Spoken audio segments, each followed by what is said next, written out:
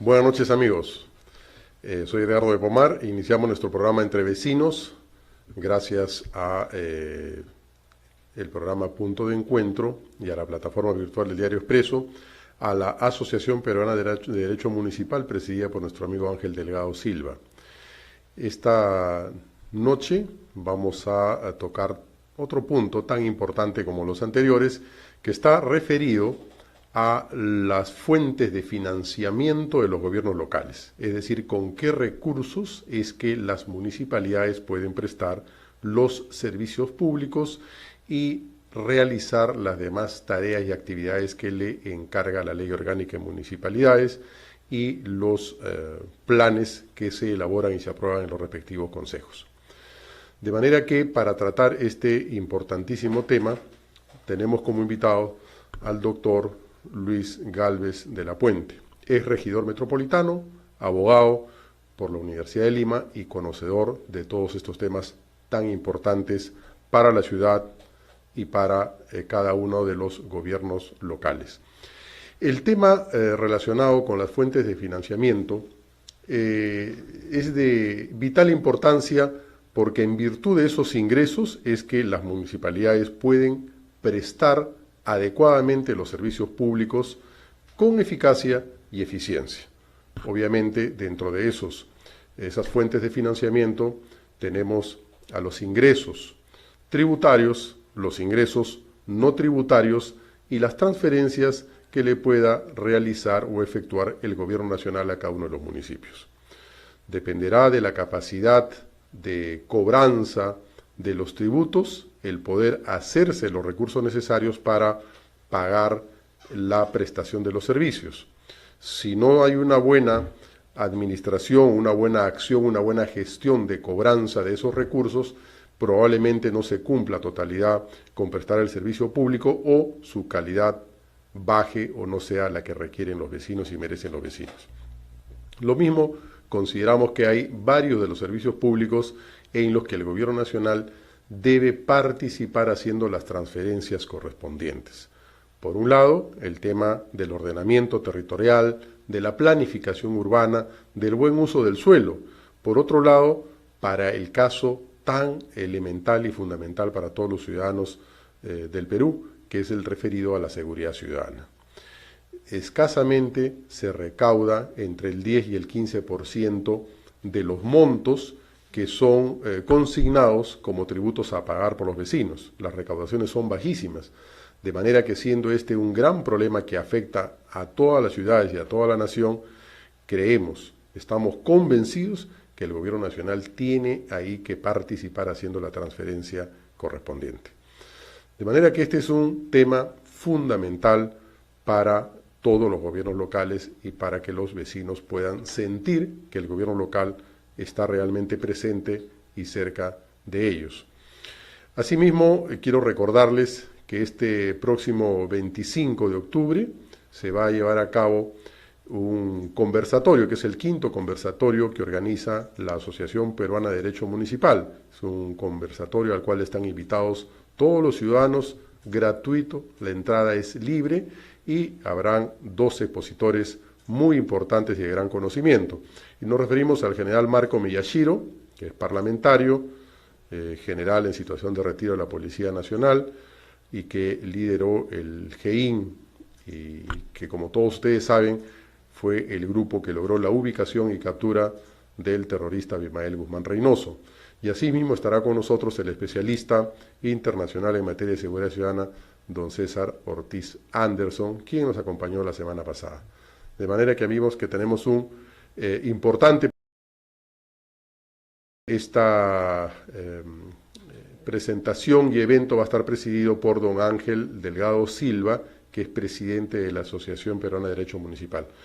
Bueno, vamos a pasar nuevamente a una pequeña cuña y para luego tener aquí con nosotros a nuestro invitado, el doctor Luis Enrique Gálvez de la Puente.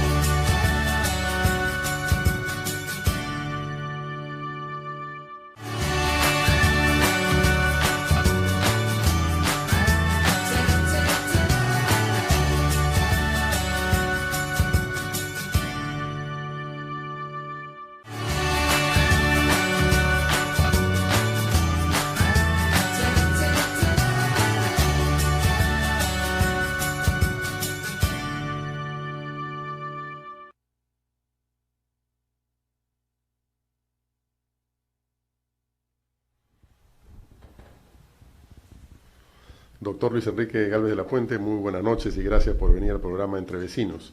Muy buenas noches, Edgardo. Un gusto estar acá con ustedes. Bien, esta noche, como hemos anunciado a todos nuestros seguidores, estamos tocando un tema de vital importancia para algunos locales y que tiene que ver justamente con las fuentes de financiamiento municipal. Y obviamente, tratándose de las fuentes de financiamiento, hemos hecho referencia a que estas fuentes de financiamiento son fundamentalmente de tres grandes grupos, ¿no? El primero, los ingresos que están relacionados justamente a la recaudación tributaria y lo que comúnmente se denomina como recaudación tributaria o ingresos tributarios. Los no tributarios, que son todos aquellos que están relacionados con la prestación de servicios, ¿no es cierto? Y en consecuencia muchas veces corresponden a una tarifa que aprueba la propia municipalidad. Y la tercera fuente está relacionada justamente con las transferencias que debe hacer el gobierno nacional a las municipalidades. Como no podemos hablar de todos los presupuestos de los más de 4.000 municipios que tenemos en el país, creo que sería importante, dada su experiencia como regidor metropolitano de hace algunos años, ¿no?, y su conocimiento obviamente versado sobre el tema, que de pronto hagamos referencia a el presupuesto de la Municipalidad Metropolitana, a las competencias que tiene, que son casi las mismas obviamente que tienen todas las municipalidades provinciales, pero con la gran diferencia que esta es la Municipalidad Metropolitana de Lima, la capital de la República, y que tiene una doble condición. Primero, que ejerce funciones de gobierno local como municipalidad metropolitana, además tiene un régimen legal especial, y al mismo tiempo cumple las funciones de gobierno regional. Por lo tanto, quisiera que me diga, doctor Gálvez de la Puente, si desde su punto de vista, de su experiencia, la Municipalidad de Lima cuenta con los recursos adecuados para poder cumplir con todas las competencias asignadas por la ley. Bueno, en primer lugar, como se ha dicho, la Municipalidad Metropolitana de Lima tiene esa doble función, municipal y de gobierno regional. Lo de gobierno regional lo establece la ley de descentralización, que le da esas competencias. Si vemos desde esta óptica de funciones de un gobierno regional, evidentemente el presupuesto de la Municipalidad de Lima no tiene esa categoría, no tiene no solo los recursos, sino que ni siquiera se han transferido muchas de las funciones, entonces realmente es prácticamente solo municipal lo que tenemos hoy en día a nivel de ejecución presupuestal. Creo que eso debe cambiar. Creo que ha faltado decisión de las autoridades desde que se aprobó la ley de descentralización para lograr ir haciendo poco a poco esas transferencias. Ya en todo el país las funciones de una serie de ministerios han pasado pues al gobierno regional y en el caso de Lima no se ha hecho.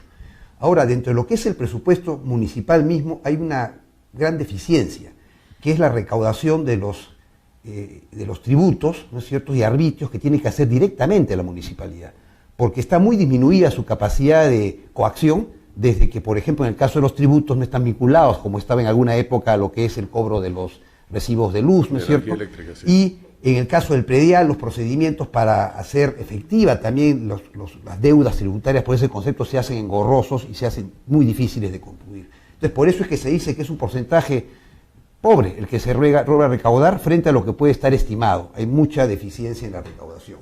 Bueno, tampoco se trata de perseguir al vecino, no se trata de hacer que se cumplan las obligaciones en su momento, porque cuando uno acumula pues deuda de varios años, ¿no es cierto?, obviamente se hacen impagables. Lo importante es que se pague al día a día. Y fundamentalmente la municipalidad vive para sus obras en general de las transferencias del gobierno central. La transferencia, por ejemplo, del Foncomún, que es una cantidad que está destinada mayoritariamente a hacer obras, ¿no? Hay otras transferencias también que se realizan, como las que está destinada a lo que es vaso de leche, las que están destinadas a determinadas funciones que se le da, como por ejemplo lo de la organización de los Juegos Panamericanos. Ha habido recientemente una importante transferencia que ha elevado enormemente el presupuesto de la municipalidad. Uno diría, qué bonito, ha subido en cientos de millones el presupuesto, pero eso está amarrado pues a un gasto en el cual ni siquiera tiene mayor decisión la municipalidad, solo es intermediario. Entonces, hay que ver eso. Yo creo que lamentablemente las municipalidades en general en todo el país y particularmente la Municipalidad de Lima no están a los niveles de contar con recursos para cumplir las funciones tan importantes que le asigna la ley. Ahora, muy bien, o sea, nosotros tenemos muy claro que las municipalidades tienen las mismas fuentes de financiamiento. El problema justamente radica en el tamaño de la demanda, ¿no?, que está relacionada con la población, por un lado. Y por otro lado, está relacionado con la capacidad de gestión y la capacidad de recaudación de los gobiernos locales, ¿no?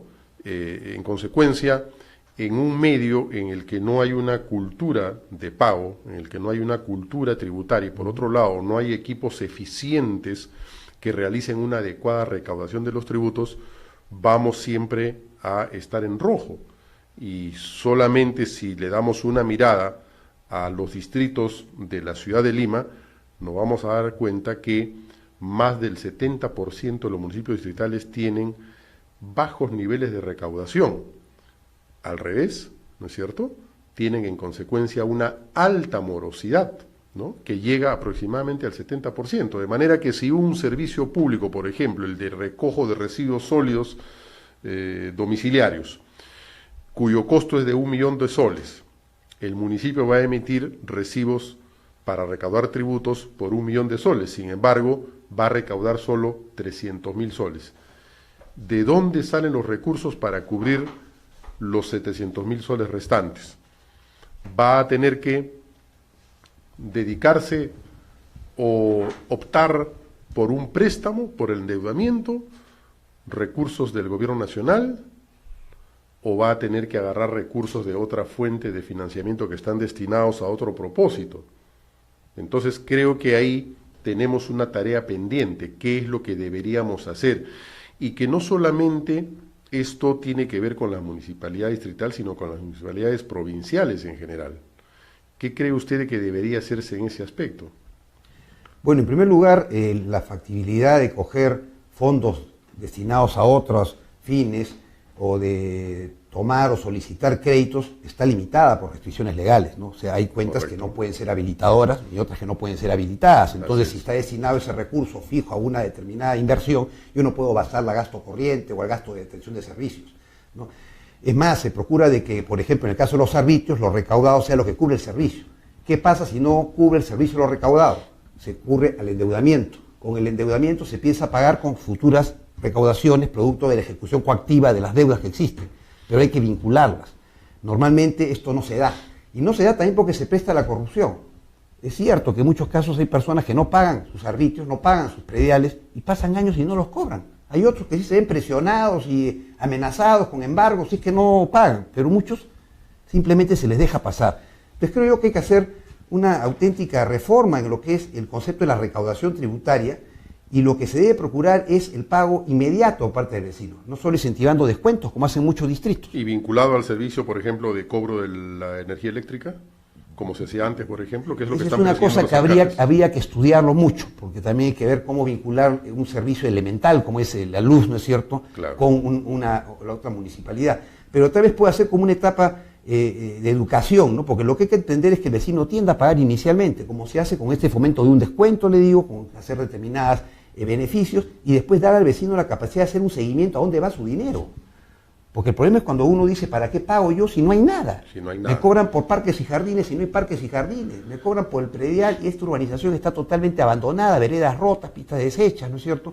Entonces, un serenajo que no da ninguna seguridad. Entonces, yo creo que hay que vincular la recaudación con la publicidad de la captación de recursos, el poder ver cómo se está incrementando la mejora y cómo se afecta en caso de que no haya recaudación en la calidad del servicio, y finalmente también publicitar quiénes son los vecinos morosos, porque yo no veo la razón por la cual pues pueda tener yo en una manzana vecinos que no pagan y yo pago los servicios y finalmente todos nos beneficiamos de ello. Entonces yo creo que un poco de crear conciencia, como se ha dicho, cultura tributaria, parte de eso. A veces hay que comenzar siendo un poco duro, ¿no es cierto? Y después la gente se va a ir acostumbrando a que se tienen que cumplir esas obligaciones, porque si no, no marcha la vida en común, no marcha la comunidad. Mire, con relación a lo que usted acaba de decir, ¿no? Como consecuencia de la pregunta, es de dónde sacan los recursos los alcaldes para poder cubrir ese gran faltante por falta de recaudación. Y nos escribe un seguidor que es don Jaime Laverián, seguidor de este programa, y nos dice que en muchas municipalidades hay administraciones, alcaldes, bueno, personifican la municipalidad en el alcalde, que dice que están tomando las retenciones que hacen de acuerdo a la ley de las AFPs y de otras aportaciones obligatorias, que no vienen a ser recursos de la municipalidad, sino que son recursos del trabajador y que tienen que ser depositados, por ejemplo, en este caso, afuera de la AFP, y los están tomando para poder cumplir con obligaciones, ya sea con servicios, con obras, lo cual obviamente constituye un delito. ¿Usted considera que esta es una práctica obviamente vetada y que debería haber algún tipo de sanción? Muy común y de muchos años atrás, porque las municipalidades son las que menos puntuales son en el pago, por ejemplo, de la seguridad social. No le pagan en salud, ven las grandes deudas, y hay proyectos de ley para condonar esas deudas para poder regularizar. Luego no pagan obviamente los depósitos de la AFP. Claro, la AFP tiene funciones coactivas, ejecución, ¿no es cierto? Esos ejecutivos y trata de cobrarles. O no le pagan a los trabajadores, no les pagan beneficios y retrasan los pagos, y después vienen las huelgas o vienen el trabajo con desgano, ¿no es cierto?, que también afecta la calidad del servicio. Y eso se ha venido dando de años. Entonces, eso no es una práctica que pueda ni siquiera tolerarse. Puede no tener, en algunos casos, una sanción penal directa, como sería coger el dinero, por ejemplo, del Foncomún, que es para inversión, y destinarlo a pagar la planilla. Eso sí sancionado, por malversación de fondos. El hecho de retrasar el pago de aportaciones al Seguro Social o a la CFP no tiene una connotación penal inmediata, mientras se cumpla, por ejemplo, con el pago normal al trabajador. No se pagan los diferidos. Entonces, pero hay que demostrar que es una ineficiencia en la gestión. Y hay organismos que clasifican la eficiencia en la gestión. Yo no solamente requiero un alcalde que haga malabares con los recursos, sino que lo haga bien para que mi dinero sea eficientemente gastado, porque lo que no se paga hoy se paga mañana con creces.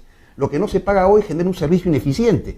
Y finalmente viene lo que le decía en su momento. ¿Para qué pago tributos a la municipalidad si no tengo los servicios o esto no tiene la calidad mínima esperada?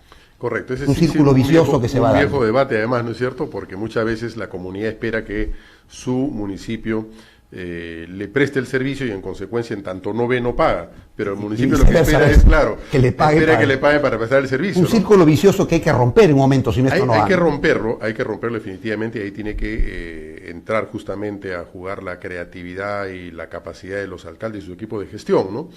La sugerencia que nos hacía justamente este seguidor nuestro, don Jaime Laverián, es que debería de regularse el hecho de que si algún alcalde o alguna administración municipal tomara estos recursos, ¿no es cierto?, de las aportaciones y descuentos por AFP, deberían ser descontados de las transferencias que les haga el gobierno nacional. O sea, eso demandaría pues un registro, obviamente ahora es fácil automático por el sistema, y debería contarle, porque hay que tener en cuenta que las administraciones municipales no solamente deben servir como corresponde al vecino, sino también deben de cumplir con las obligaciones que tienen con los trabajadores, ¿no? Porque hay administraciones, como usted bien lo ha dicho, que dejan de pagar 1 mes, 2 meses, 3 meses a los trabajadores.